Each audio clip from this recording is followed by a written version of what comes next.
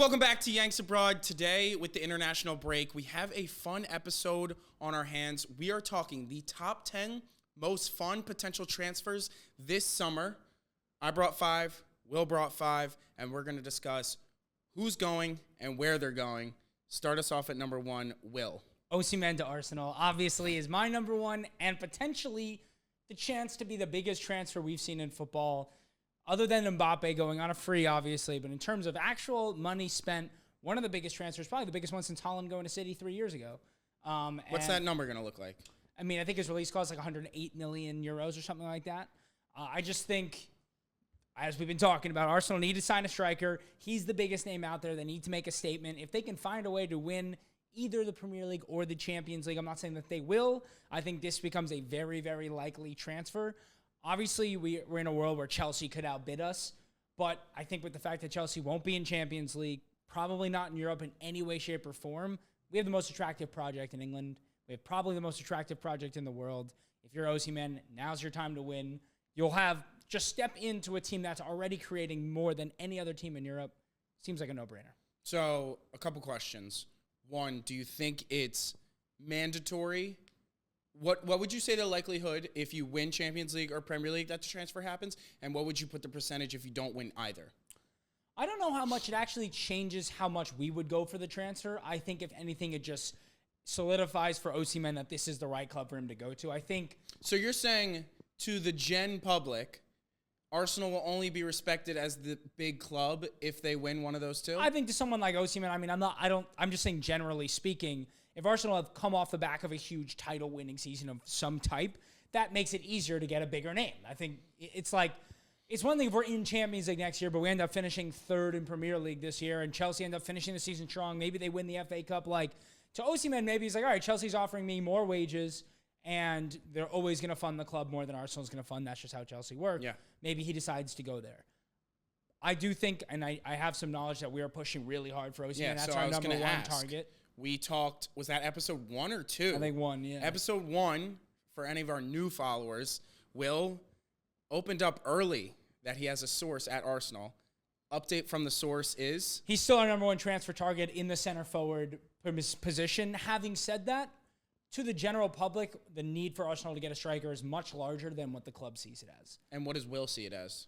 I see it as, it is definitely our number 1 priority, but I don't think it's like 1 and 2 is down here. I think it's like 1A and there's like a 1C, which is to add one more player to that midfield. Yeah, I think for me, what will ultimately decide the title is either Holland and De Bruyne are going to show their class or Salah and Nunez, and then Arsenal's not going to have those killers, and then everyone's going to be like, all right, we absolutely need to get a killer number 9 in. I tend to agree with you. The only reason why I don't constantly talk about it is because nobody scored more goals than us in the Premier League this year. We have the best goal differential. Just by numbers, it doesn't appear on paper that we're in this huge need for a center forward. However, I do agree with a lot of what you say, which is that we do need a center forward, but I do think there's also a part to this for Arsenal where they may spend big money on an 8. They may sign a 40 or 50 million pound left or right winger to kind of be an extra winger for Martinelli and Saka. And I think you might see we have a very talented young striker on loan who's scored 8 goals since January in the Austrian league, Mika Biereth, who's probably going to come in and take Nketiah's spot. Jesus will still be around. And I think you might see Martinelli play some center forward if we do spend big on a winger. So that's why I think it's not necessary. Like 3 months ago, I would have said there's no doubt we're signing a big name center forward. But we've already ruled out Ivan Toney. There's a couple other strikers we're going to talk about who I don't think we're interested in. And then if we don't get Osimhen, I think they kind of relook at what the transfer strategy is. But I do think Osimhen will happen. So I agree to Osimhen. How old is he? Like 27? 26. 26? While you pull that up, my only concern is if he's young enough, I think the prospect of a Chelsea... 25. He could look at the prospect of a Chelsea, maybe want to get involved in that project where they can pay a little more, or... As we've talked about, PSG is the with biggest no rival. Mbappe, they're going to be looking to spend, which I have someone I'm excited about potentially going there. All right, so should we move to number 2? Number 1 target for Will, Osimhen to Arsenal. And I agree with you before we move on. I actually do think PSG is our biggest rival. Yeah. I don't think Osimhen... You don't think Chelsea? I think... Do you think... Because Nicholas Jackson's playing a little bit better of late, do you think Chelsea go out and sign a big name number 9 in the summer? I think they do, but I think they spend as silly as that sounds, I think they spent 40 million fewer pounds than. Yeah, that does sound silly. Like, it sounds like whatever. No, but at some point they're going to have to draw back the spending. Well, I think, and if we want to go to the number 2 target we have, which is I think Victor Gyökeres goes to Chelsea. I think that range and type of striker better fits their system. Like, they do need a number 9 who's going to be involved in build-up. They can't just have a number 9 like Osimhen who's just going to be more involved in the final third. Yeah.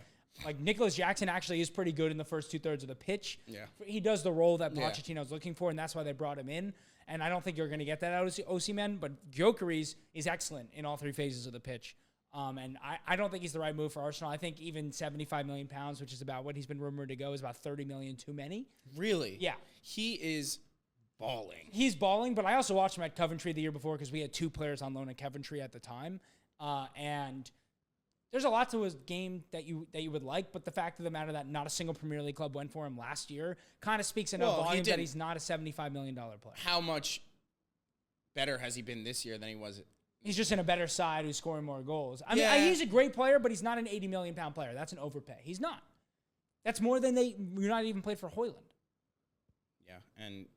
But they were also taking a big risk. Højlund didn't even reach the 10-goal mark in Serie A, and they spent the amount of money. Obviously, I think there's a big risk here with Gyökeres where he could end up being one of the bigger flops in Premier League history. Really? How do Portuguese players transitioning to the Prem usually I think it's fare? Pretty hit or miss. Hit or miss? Okay. I think that's probably the case with most. I mean, even look at leagues. Nunez. Like, it took him a good year to get up and fully running, and he went into a very good Liverpool side that set him up for success. That's why, for me, I think Osimhen to Chelsea makes a little bit more sense because you're going to be thrown right into the fire and expected to produce day one, whereas Liverpool, with how good Salah is, they had Jota and Diaz and all those people, Darwin was allowed to be not at his best, maybe early in his career, and now he's coming into what potentially could be his best. And I think with Gyökeres, I don't know if he would be able to handle it day one the way Chelsea would throw him in there, unless they plan on splitting him and Jackson. Right. And giving them both time. Well, I mean, and we also know that, like, it's been rumored a lot that Chelsea need to sell a bunch of players. Right. So, I don't know. I mean, they won't bring in a number 9, and maybe they'll roll with Jackson because he's playing better, but... that sounds like that would be a big mistake. Yeah, that sounds like an awful decision. If they really want to get back into the top 4, they're going to need to sign a clinical goal scorer. Yeah, especially with how we both agree Tottenham is building. And then the current top 3 race, that's 4 that are going to be there next year. I mean, we'll see what the deal with Liverpool is if Salah leaves, Klopp's leaving. True. So. All right, on to number 3. What I'm most excited about is the duo first of Florian Wirtz and Xabi Alonso wherever they go. So I think if they go to Liverpool, Wirtz comes in, I think... Yes. You think Wirtz goes wherever Xabi Alonso goes? I think that is going to be his number one. Like, when he comes in, it's like, I want Wirtz. Oh, I agree. I agree with that. I just don't know if Liverpool are going to spend the dime to get a Well, that is also...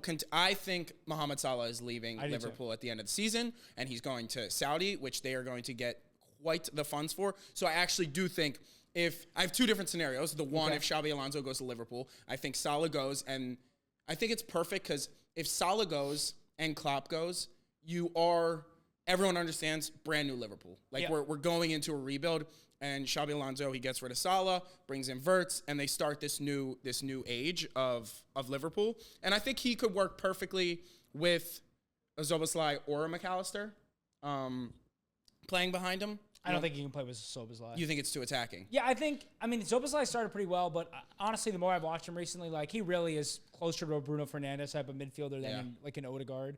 He doesn't do enough out of possession. He doesn't do enough, like, in the simple aspects of the game. My thing is the way I think when they lose that right winger, I think Xabi Alonso will immediately play where he has that striker and then the 2 extra man in midfield. Like the 2 right behind him. And I think that could be Szoboszlai and Wirtz. And then I don't know what you do with Diaz. He can probably play on that inside spot. But then if you get rid of Salah, you don't need that right wing position anymore with the change in formation. So I think that, and I also think he brings either Frimpong or Grimaldo with him.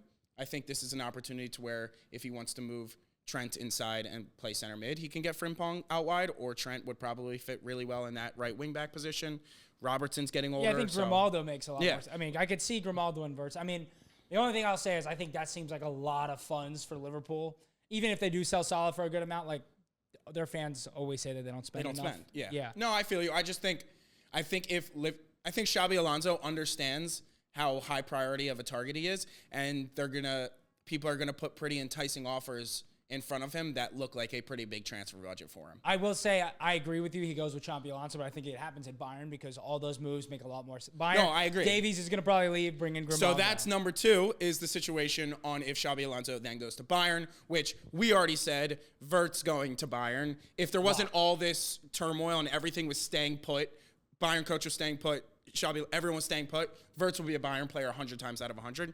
And if Xabi Alonso goes there, I think he's there also. Obviously, Alphonso Davies potentially going to Real Madrid. You put Grimaldo in, and then that works perfect. Verts in behind Kane with Musiala sounds really, really nice. So that's what I'm most excited to see because I hope he brings a couple of his guys that have gotten him to the place that they are with him when he goes. It'll be interesting to see if that's how it works for Xabi Alonso. Because if he does take the Liverpool job, I think there's as much of a chance that he gets no ability to bring any of those guys with him. Really? Well, it's just like Verts is going to be $100+ million signing. How much do you think Salah's going to go for? To Saudi? I don't know. I think the Saudi market's is kind of reset a little bit. Like I don't think. But he's the premier outside of Messi and Ronaldo. Right. He's 3. Yeah. Like more. I'm 100%. I just don't know if it's $100 million. It probably won't be $100 million, but like 50 or 60. If they win their Europa or conference, Who? Liverpool or Europa. If they win Europa League. Potentially win the title, top 4. Like they'll have funds to spend, and like I said, I think people will be like, come to us instead of Bayern. We'll give you however many funds. Well, they also have Michael Edwards coming back as the director, and you know, he's made a lot of smart signings when he was at Liverpool. So he's mostly gone for guys who like getting Salah from Roma and getting Mane from Southampton. True. So. And I'm not saying there's no wingbacks who can do the job that Grimaldo and Frimpong have done, but them two have been absolutely they've been ridiculous. The amount of goal defenders. involvements they have they're not defenders. Is insane. And he could probably find replacements that are cheaper than what they would be, but I think he'll want to keep a Verts or one of those 2 wingbacks. So that I'm extremely excited for. All right. Next. Number 4, Bruno G. So originally, I think someone is 100% leaving Newcastle. Yeah, one of their top guys. They're not in Champions. They're similar to Chelsea. What's the product you're looking for? Like Eddie Howe potentially is gone. Like they're going through. Like they brought in all these funds and it looked so good, and then it didn't go quite. It's crazy, to plan. right? Like Newcastle, like maybe a year ago, were almost in a title race, and now it's like Eddie Howe's probably on the way out. Outside of Isak, like it's kind of questionable if any of the guys he signed or even like Botman's been terrible as of late. Guimaraes hasn't been as good as he can be. I think he's a good player, but obviously Tonali went disaster. Like it's just been a disaster the last year after what was like an incredible 9 months. So all the funds that PSG have, I think obviously bringing in a replacement for Mbappe, they have like a front 3 of Barcola, Colomwani, and Dembele like is fine to me, and I think midfield is more where they need. Like Manuel Ugarte hasn't been as good as I think people. Terrible. Yeah, so he's been terrible. I think Bruno G. He's in the prime of his career. Yep. With the World Cup coming up in Brazil, not that he would be in chance of not going to the World Cup with Brazil, but going. He'd like to play Champions League football. Yeah, and going to PSG, I think is perfect for them. They're going to have funds to spend with Mbappe. I originally was considering sending Isak somewhere, but he's young enough that he could potentially stay at Newcastle for a little bit of a project. Yeah, I mean, I think Isak transferring would really just have to depend on how the rest of the striker market kind of shakes out. Like, where does Tony end up? Where does Gyökeres end up? Where does Osimhen end up? And then if someone's desperate for a striker spending, because like Newcastle isn't going to let Isak go for less than what Osimhen goes for. Yeah, and I think that's deservingly so. I think he's that's that fair. good. Yeah, he's incredible. I mean, the fitness has been his biggest issue, but Osimhen has similar fitness issues. Yeah. So that's one where I think like they've always in those big Champions League matches, it's like you have all that firepower up top, and it's just like it wasn't there in the midfield. Like they can't control a game against the Real Madrids, and getting someone in like Bruno could be a big step. I think that's what they tried. Put him next to Zaire Emery, and that's a pretty good midfield. Pretty good midfield. Zaire Emery's a beast, and Ugarte, who I thought was going to be very good, did not transition. I think obviously PSG gets the brunt of it because they're ridiculous that they've never won anything big and spent so much money. But yeah, I mean. It's the same thing we're talking about with Gyökeres, like this big money spending from a Portuguese league. Even like we spent like $35 million on Fabio Vieira. Like he's had great moments, but like the adapting from that league to a Premier League or playing in the Champions League with PSG, especially with PSG, right? Like adapting to the French league probably not all that hard, but then 6 matches a year you have to adapt to the highest level in the world in a totally different type of play. It's not that easy. Yeah, and I was listening to another podcast that talked about the difference of the bottom half of the Portuguese league is not like the bottom half of the French. No. Like, it is a completely different Actually, the level. bottom half of the French league play pretty solid defense. It's just they don't have a lot of attacking prowess. They were saying the bottom half of the Portuguese league is really ugly and can get ugly at times. They like don't even play real football. So, all right, next. All right, stay in midfield. Frankie de Jong. Barcelona need to sell. Javi's leaving. Kind of feels like not a rebuild because Barcelona doesn't really do rebuilds. Right. But it kind of feels like it's been rumored for 2-3 years. Frankie, originally before he went to Barca, this potential transfer, and that's Manchester United.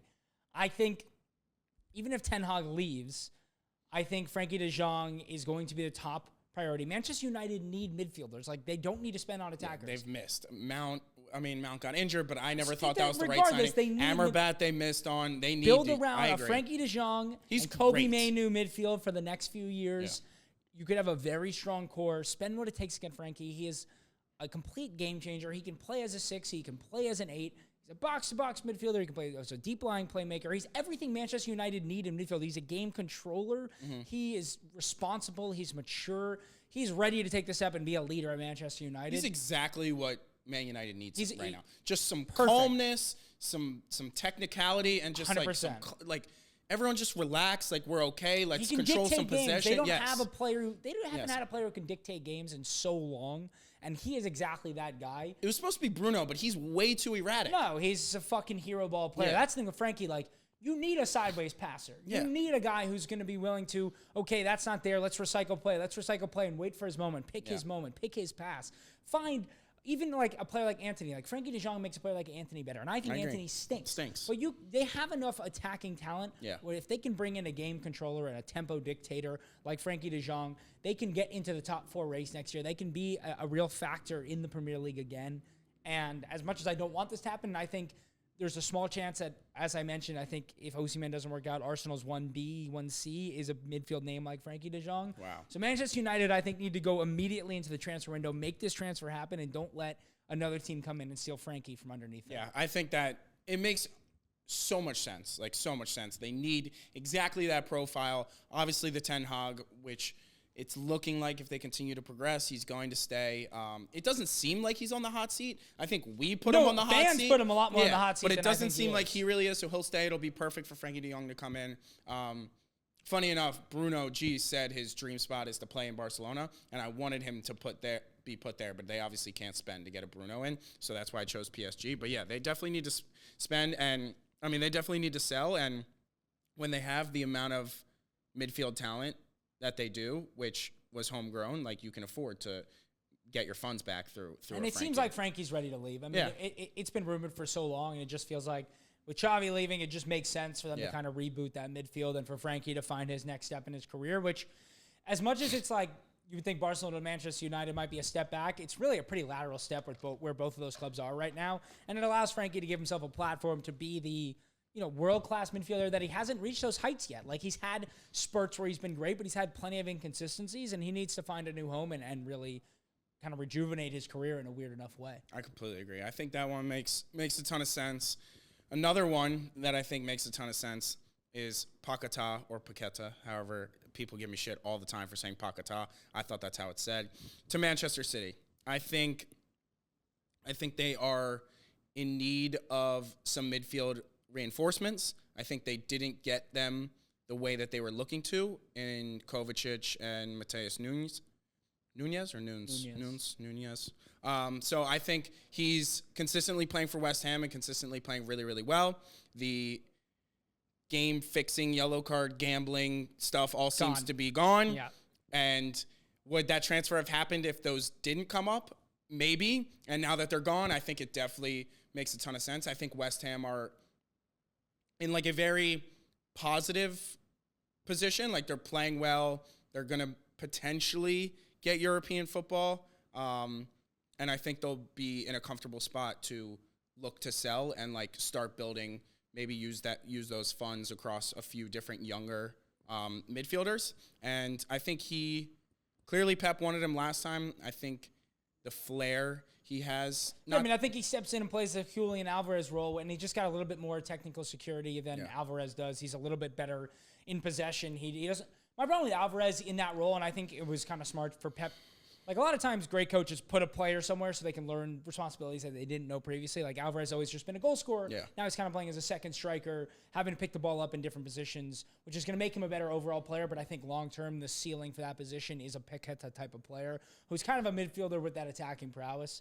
And I think he would be fit perfectly in the City. They have no problem spending another $100 million on another attacker. So they did spend, I guess they just, for the first time in a little bit, they didn't really spend well. Because, you look at the lineup, it's the exact same lineup. It's just Gvardiol seems to be a miss. Gvardiol spent $100 million on him. They don't play him. And then, Kovacic and Nunez combined another 100. I mean, they basically swapped Kovacic and for Doku. Palmer, and Doku hasn't been great. I know. You don't see them. It's almost tough to miss because you're, in theory, just bringing talent into a system that works so well. And with players who always have space, always have time it's hard to miss. And it's pretty impressive that they have the exact same starting lineup, minus Gundogan, that they did last year, and Mahrez, obviously. But he's ready to take that next step in his career. No, I think he'll definitely get sold. I mean, I think West Ham are... Some of these clubs, I feel like their fans think, especially West Ham, they're like, oh, we don't need to sell Declan Rice. We won the UECL, the fucking... yes, you do. Yeah. Otherwise, you don't sell Declan Rice. You have a worse season this year, and then Declan Rice's value's gone down. Right. Your club hasn't gone anywhere. That's West Ham should be fighting for Conference League. That's why they kind of. Why I think when UEFA created the Conference League, it was genius. It gave something for 100%. Some of these clubs to continue. They're not going to be in the top 4 race, so give them their own race of their 100%. own. 100%. With and a they can continue to be in that race without having to potentially give their club financial instability. By selling a Declan Rice and then a Paqueta, that gives the club financial stability, 100%. Which is more important than trying to be in a top 4 race you're not going to be in. I agree. Yeah, I think it's a perfect move and timing for both clubs. It's time for him to take that next step. He gets into that City side and starts performing really well. He's a no-brainer starter in the midfield for Brazil at the World Cup. Yeah, for sure. I mean, they have a lot of players who are, I don't know. I feel like it's tough for Brazil because there's a lot of players who are really good at the same things, and then there's certain profiles they don't have. That's why Richarlison has always been a key for them because he's the only player they have who can play kind of like a target man center forward. Yeah. Even though that's not even really his best, but he's got the physicality for it. My only worry as a player like him is Pep doesn't like to take people's flair from them, but it's a regimented system. Yeah. And there's a little less free. Well, Mahrez seems like a creative, but he did his job. He just did it exceptionally well. Well, yeah, he also, he had to change his game from, when he was at Leicester, he was really, he was a right winger, but he was really more playing as a second striker off of Vardy. They were really playing a lot of combination play. And Mahrez had to become a true out-and-out touchline winger. Stayed outside, yeah. And, if Paqueta comes in and is just going to be used as kind of a De Bruyne second option to De Bruyne, De Bruyne is the only player who has real freedom in that system. Yeah. They're not going to be able to both have the kind of freedom that Paqueta is used to. I agree with you. It could be an issue, but I think it's also at a certain point, how much longer is De Bruyne going to be at City? That's what I'm saying. I think it's important to start getting those replacements. So I think maybe Paqueta comes in, plays the Alvarez role. De Bruyne's probably got one more season at City, and then Paqueta kind of takes that role over, or Pep leaves. Yeah. All right, your next one? Alphonso Davies, we kind of touched on it earlier. It seems like he's definitely leaving Bayern. Yeah, is that done or it's all just rumored? I mean, I think it's pretty heavily rumored. Madrid just makes sense. Camavinga, they've been filling in at left back for so long with so many random players. They need to bring in a left back. Davies is not nearly as good as he was 3 years ago when Bayern won the treble. He's kind of fallen off a little bit. A little bit, yeah. But he's still an excellent player, and he's kind of the only left back on the market that I think makes sense for Real Madrid, and I think they're going to spend the money. And just vibes-wise, I think Davies with these young players just fits in super well. And I think him and Mbappe have a good relationship. Yeah, it's just a fun team.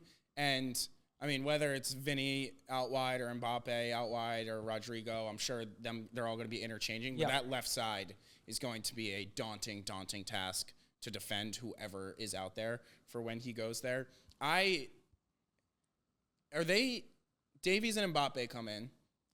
Does it have potential to be the best team of all time? I mean, yeah, and then they're going to probably get Haaland the year after. You think so? Yeah. Is Haaland leave? Why? I mean, I think at a certain point, I think Pep maybe leaves after next year. Yeah. And then the whole Haaland deal, when they made the deal, the reason it was so low, whatever they worked out with the agent, is because they're not going to get in the way when Haaland wants to go to Madrid. He's going to go to Madrid.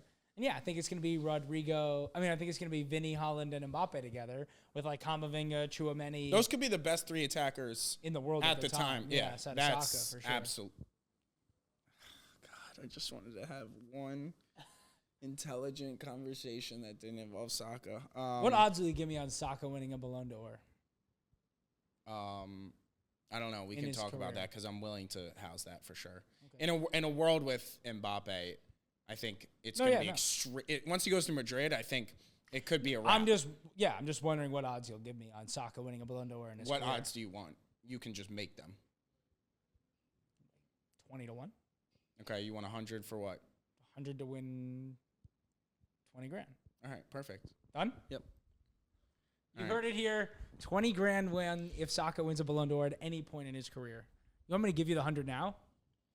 I just don't see that happen. I guess that Yanks Abroad episode in 2031 after Saka's third Ballon d'Or is going to hit like crazy. Yeah. All right. Next, we all agree that that's pretty much I think theory Davies done is and going dusted. To Madrid, Yeah. Okay. Jamal Musiala.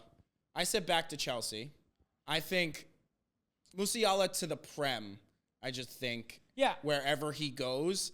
I said Chelsea just because they, in theory, have the money, and I don't know where else anyone needs it. I think he could also be. I just didn't want to go back to back Pochettino City and Musiala, but I think Musiala could be the replacement for De Bruyne at City if they are a long-term project and they're keeping Haaland, and for whatever reason Pep has another 5 years in him. But I just think bringing Musiala to the Prem would be so much fun to watch. I think people don't see him enough because he's in the Bundesliga. I think he's a ton of fun to watch. 100%. I mean, I think he's another one. Like, there's only so many teams, number one, that can afford him. Yeah. There's only so many teams that could even persuade him to, although he's kind of rumored to leave Bayern, he's not going to leave Bayern for something he doesn't believe in at his age. I think Chelsea makes sense, and he's another one to me where it's like, if Arsenal don't get Osimhen, he kind of tops the list with Frankie as an extra midfield replacement for that 8 position. What would you play? Rice, Odegaard, and Musiala? Yeah. That would be nice. I mean, that's the dream. I think, to me, I think he's probably going to be a little more out of budget than a Frankie. Yeah. But I mean, deep Arsenal Twitter is rumoring him. Really? Yeah. I think he lived in England for what, 8? Yeah, he was in Chelsea's academy for a while. Yeah. So I think it fits him. I think he was an England international at youth for most of his youth, and then became a yeah. I think if they don't get Xabi Alonso, and Bayern will never enter a rebuild, but they don't get who would be the guy that Bayern would get if it's not Wirtz? No. If they don't get Xabi Alonso. Oh, I don't know. It's a weird situation. Right. So I think if they don't get Alonso, that opens the door. Looking at Zidane, I think. Really? Yeah, that opens the door for, I think, Musiala will be ready to leave. That's the thing, right? If Xabi Alonso goes there, I think even Davies potentially doesn't leave. Yeah, no, I agree. This is all contingent on, Bayern players, I don't think, they see firsthand what he's doing at Leverkusen. They would probably want to stay for that project, especially Musiala, who sees what Wirtz has done in that system, and he probably thinks he can do something very similar. If Xabi Alonso goes to Bayern, he's like, I'm bringing Wirtz in, then Musiala kind of has to leave. I think they could play together. Oh, I think Musiala would just be like, this is not the best thing for my career right now. That's probably true. Because, Xabi Alonso, if he brings Wirtz with him, is probably just his guy. He would just pat him on the head 100%. Everywhere he goes. And Musiala to the Prem would be extremely exciting.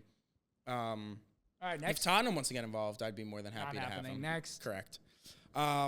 Speaking of Tottenham, I think Richarlison to Saudi Arabia has been rumored a ton.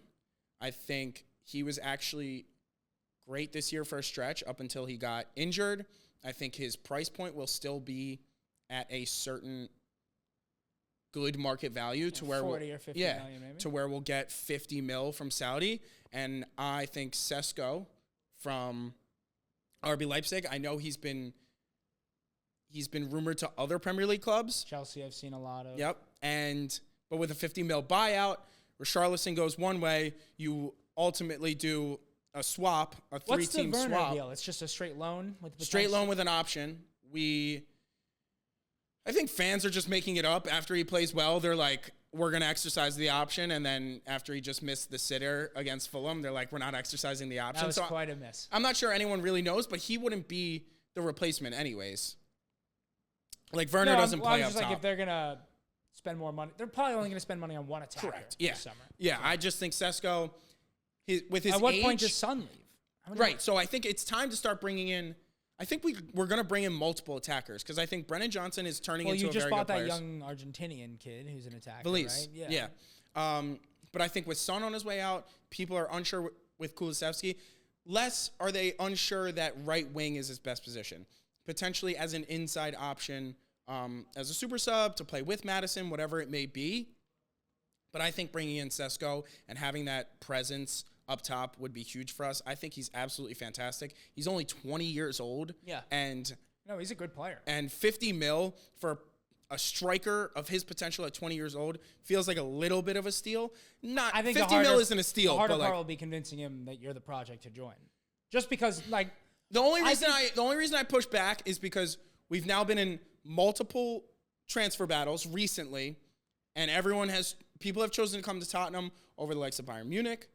Like, people are excited about the project that Ange is building. Yeah, I mean, I think it's just get top 4, and then I think you have a better chance. Yeah, no, that is the only way we bring in a big number 9 is obviously if we can guarantee him top 4. We probably won't even need top 4. Even if we get 5, it'll be Champions League spot, this, that, and the other. But I think Sesko, and honestly, I still think there's something to getting top 4. Why do they care? The only reason we build that up in our head, like first of all, getting top 4, because that's what Champions League was. 20-year-old kids. So like they're reading the discourse on Twitter. That's people. The only reason top 4 is a debate is because it was Champions League. If it turns to 5, it's going to be a top 5 debate. It's just once it becomes solidified that it's a 5 spot, it's going to be did you finish top 5? I think it's just like been ingrained in our heads because it's always been 4 spots. I guess. I think it'll change. But like, just so you know, like the 5th spot, like you're gonna have to still play qualifiers to get in Champions. I understand, but like I'm just like it's not the same as being in the Champions League. If you get more Champions League nights if you have to qualify. Yeah, more Champions League nights. Go fucking play in Kazakhstan against Karabakh to get in. All right, my last one is Michael Olise to Manchester United. I have it on pretty good authority. Is this your Arsenal source or different source? Arsenal source that Arsenal are really trying to convince him. Thierry Henry's involved. What does that look like bringing in Olise? As an extra, I mean, Saka's... He's willing to go be a backup? Well, the thing is, like, it's not a backup position if we have to play 60 matches every year. Between Champions League, it's not backup. I disagree. Think about how many matches Trossard has played this year. You don't want to be... How many matches has Trossard played this year? Well, that's because Martinelli got injured and because Trossard is better than Martinelli. Like, the chances... He's never once been played over Martinelli out of decision to Martin. But that's irrelevant. No, but you're proving my point in the sense of he doesn't want to be, we play Champions League on Wednesday, Sunday against Brentford, you get in the starting lineup. No, he wants to be Champions League night, Wednesday night, starting. 100%. Yeah, so I don't think he wants to make a move to be a rotation player. Any side he goes to in the top 6 right now of the big 6, he's not walking in there as the day 1 starter. Oh, I completely disagree. I think in Man City's side, he would complete the front 3. But Pep doesn't. First of all, where is he? He's taking Foden's right wing spot? No, you move Foden left wing. I think Foden is better. I think Foden is better as a left winger. That's not what they're doing. They don't play Foden left wing. That's not true. We moved him out left against United, and that's when he had the cutback assist and scored a second goal. But he hasn't started at left wing many times this year. I'm saying he could. I understand, but I'm just like... You need me to get on the phone with Pep? Fit Olise and Foden into the side? If you're Olise, you know that you're probably going to have to... If you're going to make a jump right now... By the way, he walks into our starting lineup at right wing. He walks into United. He does not walk in over Kulusevski. 100%. No, he does not. And I'm a Tottenham fan. He does not. I think you're overrating Olise. No, I think you're underrating Olise. Huge fan. Walks into United side. Yes. He should, yes. But, like, whether walks into Chelsea side.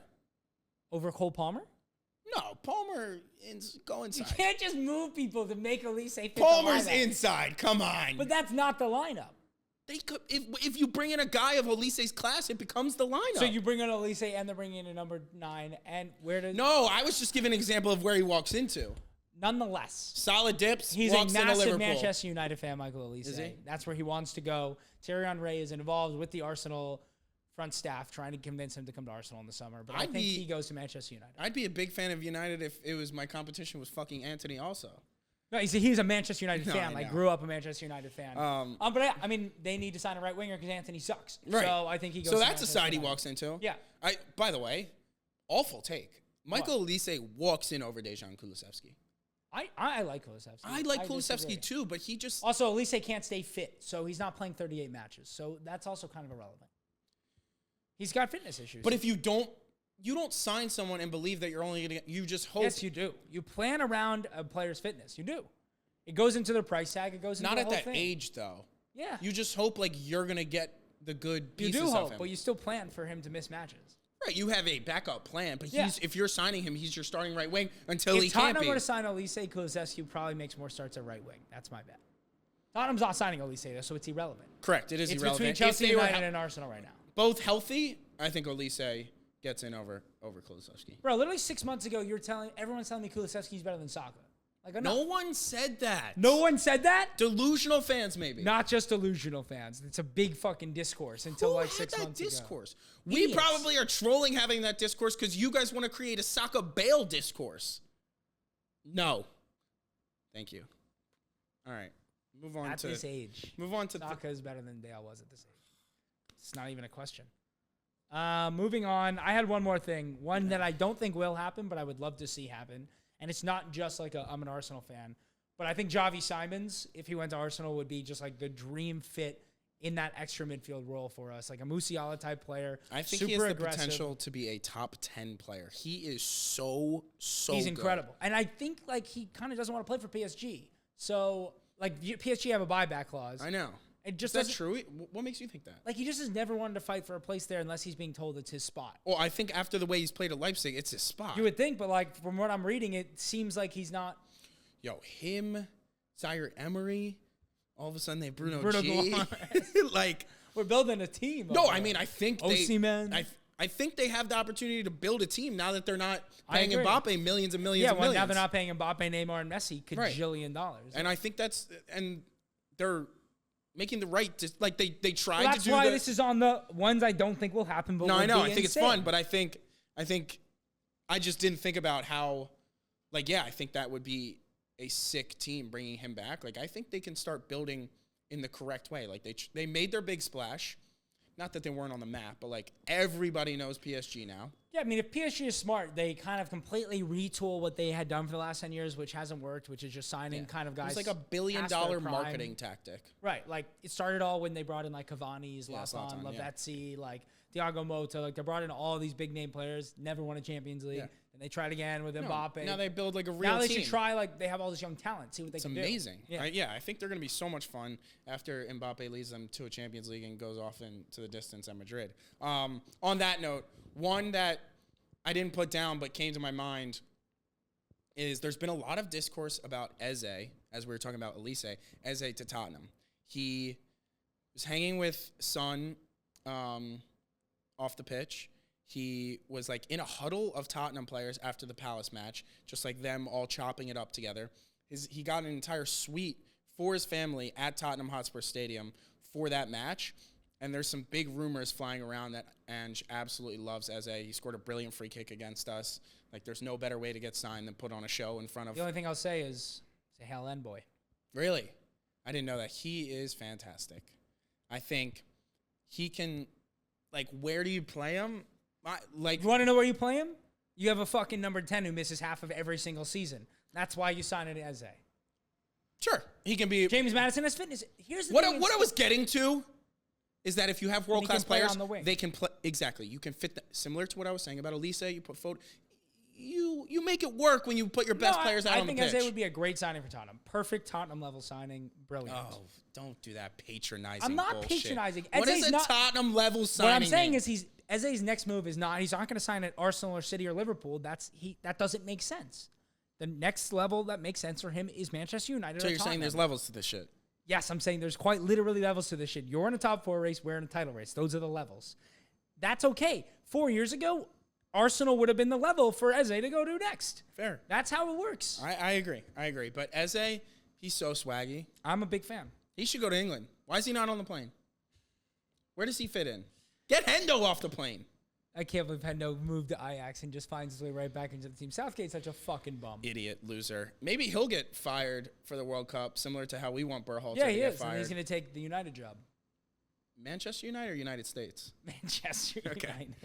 All right, that's all for our top 10 transfers that we want to see happen this summer. Comment who you guys want to see and where you want them to go. And Give us a like. Give us some sub. And we'll As see J-Mo you. would say, give us some love. Yeah, give us a lot of love. And we'll see you back after the international break where the countdown to the title race really. It's on, man. I'm fucking pumped. It's a Champions League. Like, I was thinking about it today. Like, there's a crazy world where in 2 months we've won the Premier League and the Champions League. I don't think that's going to happen. But, like, there's a world in which that does happen. That's crazy. That's fucking crazy. Yeah. If anyone Do you wants to realize how find, fucking insane that is? that world, you just travel to Will's apartment, load up the Xbox, play some FIFA, and that is where that world. Yo, my FIFA career modes was Salford City. That is where that world is happening. But we'll see you next time. Peace.